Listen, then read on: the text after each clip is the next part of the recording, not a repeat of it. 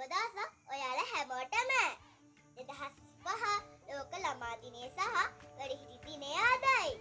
මේ වන ලෝක ළමා දින සැමරුම් තේමා වන්නේ ආදරයෙන් සුරකින්න අපිට ලොව දිනන්නට.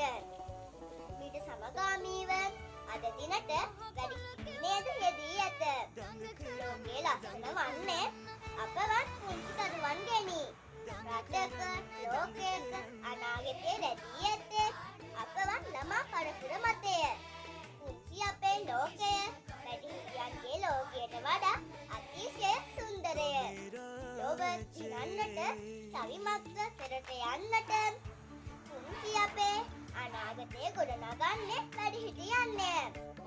එවන් අනාගතයක් හා වර්තමානය නිර්මාණය කර ගැනීමට කැපවන වැඩිහිටි පරම්පරාවටද ගරු කිරීම පුංචි අපේ යුතුකමකි.